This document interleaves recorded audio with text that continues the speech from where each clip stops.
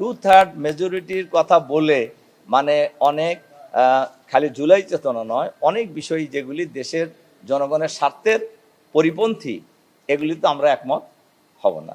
গোটা দেশবাসীকেই এ বিষয়ে অবহিত করা দরকার মনে করছি যে আজকের এই মিটিংয়ে এখন আমাদের সাথে মিটিংয়েও ছিলেন এবং এখন আমাদের সাথে উপস্থিত আছেন বাংলাদেশ জামাত ইসলামীর সম্মানিত নায়েবে আমির, রাজশাহী গোদাগাড়ী থেকে নির্বাচিত গোদাগাড়ী তানোর থেকে নির্বাচিত সংসদ সদস্য অধ্যাপক মুজিবুর রহমান, আমাদের সাথে আছেন সাতক্ষীরা থেকে নির্বাচিত সংসদ সদস্য আমাদের গাজী নজরুল ইসলাম।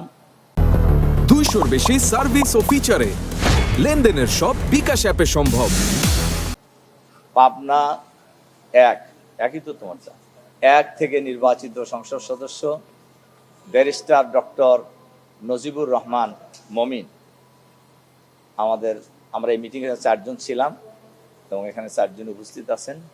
সম্মানিত সাংবাদিক বন্ধুগণ, আপনারা হয়তো ইতিমধ্যেই অবগত হয়ে গেছেন, আমরা দেখলাম যে সরকারি দল ইতিমধ্যেই লম্বা সময় ব্রিফ করছে, তারা ক্যাবিনেট মিটিং এর কথা বলে ওনারা চলে আইছে, তো দেখলাম যে অনেকক্ষণ ছিলেন এখানে।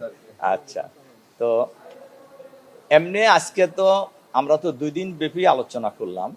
133টি অধ্যাদেশের মধ্যে যেগুলি দেশের জন্য, জনগণের জন্য কল্যাণকর, পজিটিভ, এই বিষয়গুলিতে কিন্তু আমরা একমত হয়ে গিয়েছি।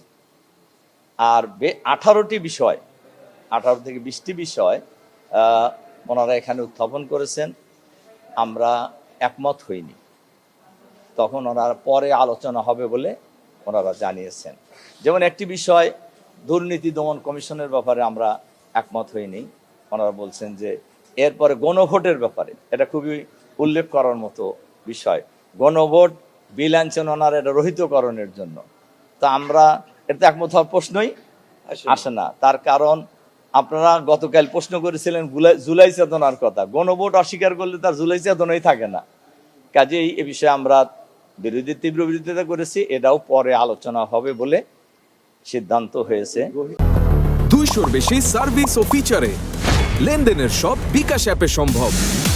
দুদক আইনে আমাদের সাথে ডিফারেন্স হয়েছে হলো, আপনার দুদকের চেয়ারম্যান তো একটা সিস্টেমে এতদিন হয়ে আসছে, মানে এখন পর্যন্ত আছে, কিন্তু এখন যেটা ওনারা সংশোধনী প্রস্তাব হিসাবে এখানে অধ্যাদেশ হিসেবে আনছেন যে দুর্নীতি দমন কমিশনের এই যে সার্চ কমিটি ইত্যাদিতে কিচ্ছু থাকবে না, সরকার যাকে ইচ্ছা তাকে নিয়োগ দেবে। এ ব্যাপারে আমরা দ্বিমত পোষণ করেছি এবং এটাও আলোচনা হয়েছে। না, ঠিক আছে, 2/3 মেজরিটি নিয়ে তো অনেক কিছু আগেও অনেক সরকার করছে, কিন্তু আলটিমেট 2/3 মেজরিটির অহংকার আসলে কোনো জাতির জন্য ভালো কিছু বয়ে আনে নাই আর কি।